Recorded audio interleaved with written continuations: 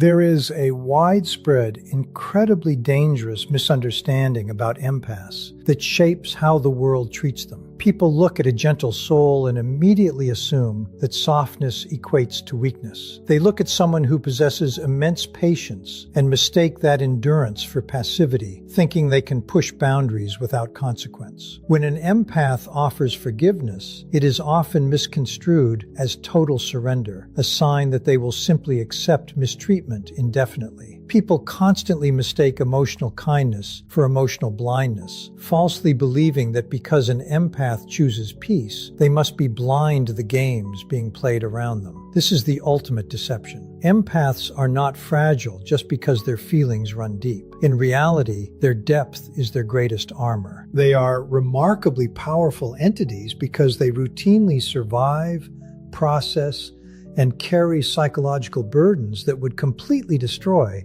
the average person's emotional well-being.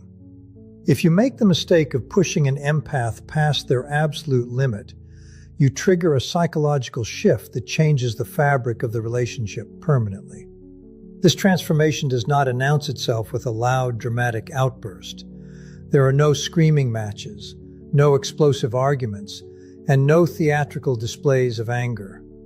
Instead, the shift happens quietly, coldly, and with absolute finality. The temperature in the room simply drops. The vibrant warmth that once defined their presence instantly evaporates, replaced by an unbreakable wall of indifference. This is because the most dangerous version of an empath is never the emotional one who cries, expresses hurt, or fights to be heard. The version you truly have to fear is the emotionally detached one. When an empath reaches this state of detachment, they are no longer invested enough to even be angry. They have simply closed the door, locked it from the inside, and checked out of your emotional reality completely. This quiet detachment is born from a lifetime of intense observation, because empaths are perpetual students of human behavior. Even when they are standing completely still, saying absolutely nothing, they are actively observing everything happening around them. Their minds operate like a high-definition radar, constantly scanning the environment for subtle shifts that ordinary people completely miss. They pick up on the slightest micro-expressions, sudden changes in vocal tone, the heavy weight of shifting energy, and the hollow ring of fake concern.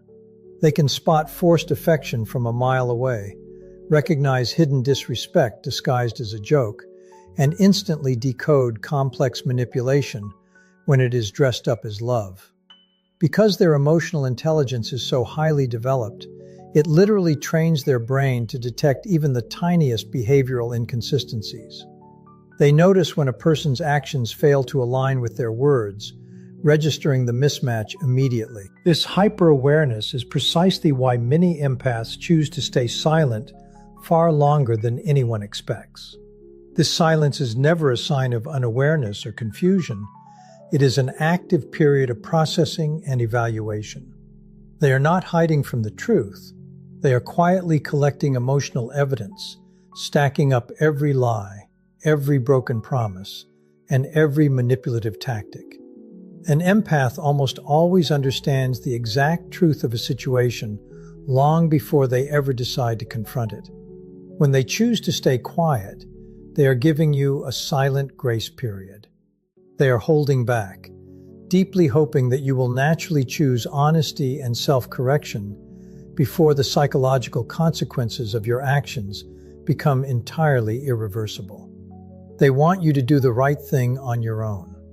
However, when that grace period is met with continuous deceit, the accumulated impact of repeated pain alters human psychology forever. The empath's mind fundamentally rewires itself for survival, shifting its focus from trying to save the connection to permanently protecting its own peace. When an empath is hurt, their initial instinct is never to run away. It is to heal and understand. At first, they will communicate with incredible patience. They will openly explain their feelings, explicitly lay out where the hurt is coming from, and actively try to repair the cracks in the foundation. They will ask deep, clarifying questions, searching for a misunderstanding or a logical reason behind the painful behavior. This is because emotionally intelligent people are hardwired to seek constructive solutions before they ever consider separation. They want to bridge the gap, fix the disconnect, and restore the harmony. They give endless chances because they can see the hidden potential and the unhealed wounds in others. But empathy is a finite resource, and it cannot survive indefinitely in a toxic environment. When this open, vulnerable communication is repeatedly met with lies, gaslighting, and calculated manipulation, a profound psychological breaking point is reached. The empath's brain realizes that its kindness is being used as a weapon against it, and it begins to adapt for basic psychological survival. To protect itself from further trauma, the brain shuts down the emotional pathways, and the empath completely stops reacting. This sudden lack of reaction is almost always misread by the people around them. Most people look at the newfound silence and wrongly think, "Good, they are finally calming down, the drama is over, and things are going back to normal." They could not be more wrong. There is a massive, fundamental psychological difference between emotional peace and emotional shutdown, and mistaking one for the other is a critical error. Real emotional peace is a beautiful, healthy state that naturally contains warmth, openness, and a desire for deeper connection. Emotional shutdown, however, is a cold survival mechanism that contains pure, unyielding distance. It is an internal fortress built to keep the toxic person out. The exact moment an empath stops investing their energy, their tears, and their care into the connection, the relationship silently collapses from the inside out. There is no grand explosion, just a quiet, total evaporation of the bond. This silent shutdown is exactly how the psychological power dynamic is completely flipped, ultimately overthrowing the manipulator. Manipulative individuals do not actually care about fixing problems. They feed entirely on emotional access. They thrive on causing chaotic arguments, forcing the other person to beg for basic respect, watching them cry in frustration, and pushing them to constantly defend their character. These intense, painful emotional reactions are incredibly valuable to a manipulator because they serve as absolute validation. They reassure the manipulator that they are still the master of the emotional atmosphere and that they still hold total power over the empath's mental state. But when the empath undergoes a shutdown and suddenly becomes completely calm, that vital emotional access is instantly cut off. In a flash, all of that toxic control vanishes into thin air. The manipulator is left staring at a blank wall, completely unable to predict the empath's emotional responses anymore. And this sudden unpredictability creates massive psychological anxiety within the manipulator. This dramatic shift explains why harmful people often become noticeably more aggressive, hostile, or desperate when an empath finally goes quiet. The silence removes their psychological influence entirely, leaving them powerless. It is an established psychological principle that people become deeply uncomfortable and erratic the exact moment their emotional control over another human being disappears. They will try everything to get a rise out of the empath, hurting them worse, throwing insults, or faking emergencies just to see if they can get a spark of the old reaction back. But none of it works anymore.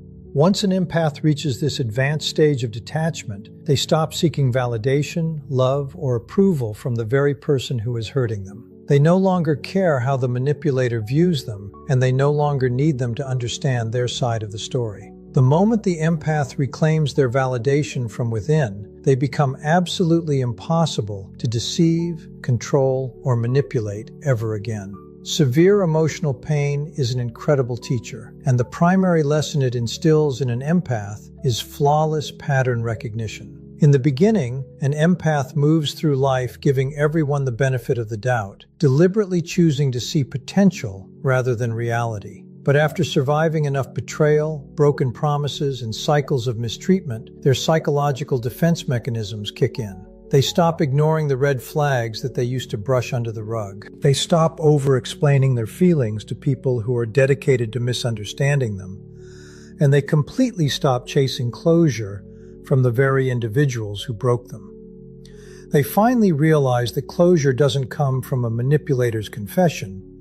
It comes from their own acceptance. Most importantly, they stop trying to rescue, fix, or save people who actively enjoy causing damage. They accept that some people are committed to their own dysfunction, and no amount of empathy can change a person who isn't ready to change themselves.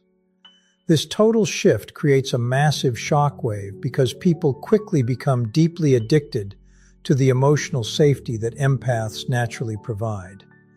Toxic and self-absorbed individuals grow entirely accustomed to having a safe harbor, someone who practices deep, non-judgmental listening, offers consistent and unwavering support, and grants endless forgiveness regardless of the offense. This emotional abundance acts like a drug, giving others a sense of security and validation they cannot find anywhere else. The tragedy is that people almost never realize the true value of that presence while it is readily available. They take it for granted, treating it as an infinite, unbreakable resource. But when the empath finally withdraws, that warmth, safety, and availability vanish in an instant. The sudden emotional desert leaves the other person experiencing a severe form of psychological withdrawal. They feel anxious, disoriented, and exposed, suddenly realizing that they were consuming a high-level emotional energy that they never appreciated, respected, or reciprocated. Breaking an empath always, without fail, creates intense regret later on. This regret doesn't happen because the empath seeks revenge, plays mind games, or tries to punish the person who hurt them. In fact, a detached empath doesn't care enough to seek revenge. Instead, the regret happens because the empath's total absence exposes exactly what their presence was protecting you from the entire time. When an empath is in your life, their energy acts as a shield against the harshness of reality. Their deep understanding keeps your loneliness at bay, balances your emotional confusion, and fills your internal emptiness with genuine warmth. The empath was quietly carrying the entire emotional weight of the relationship completely alone, absorbing the shock waves of conflict and smoothing over the rough edges of life.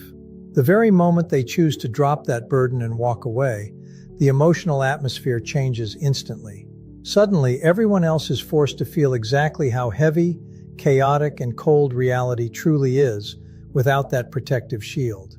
This transformation proves that the deepest feelers eventually become the strongest, most formidable observers, because intense pain sharpens psychological awareness to a razor-thin edge.